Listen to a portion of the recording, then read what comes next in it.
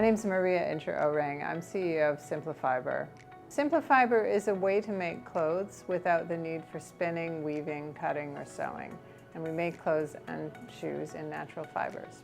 I just started with an idea in my kitchen, and then my co-founder joined me really early, and it was just an idea for the first few months, and then we started making it real fairly quickly. We realized we can't work in the kitchen forever, it's dangerous.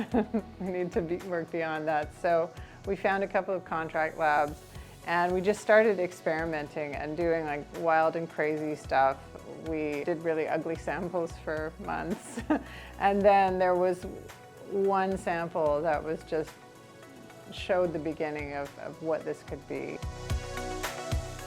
We met Plug and Play earlier this year, a few months before they invested.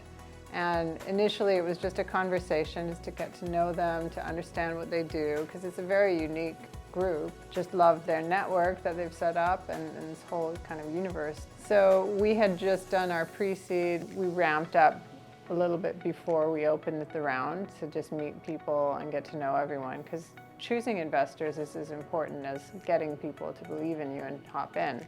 They have to be really well suited to what you're doing, they have to understand what you're doing, and they have to add some sort of value beyond money, because it's really their team members. Plug and Play was great because they have such a wide network that they were able to make introductions to us. It was very evident early on that they would be a big help. We got all kinds of unexpected questions. They always gave us a clue about what was important to an investor, and it also let us know what's going to be important for our business. So preparing a financial plan over 5 years, that was an early surprise, and we didn't think we could do it, but actually we did it, and it was a great exercise because it allowed us to discuss strategy, to plan ahead, and maybe it wasn't exactly the future prediction that it will be, but it's always good to have those conversations so you can look a little bit in advance before things happen. I would say don't start it too early. We bootstrapped as long as we could because we wanted to de-risk what we were doing for investors. I mean, it's very serious to have somebody believe in you enough to give you their money.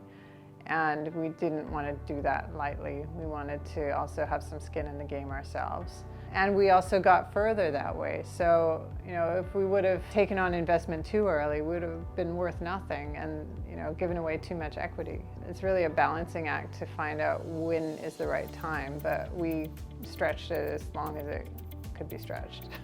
It was either like, are we going to close next week, or, oh, we just got our round. So I almost left my industry because I felt that fashion was had such a negative impact on the environment, and I really didn't see anyone doing anything. And then I thought, wait, the reason I don't see anyone doing anything is because I'm not doing anything, and there are millions of people like me out there, so why don't I just use my experience and my knowledge that I've built up over a whole career of fashion and try to change it.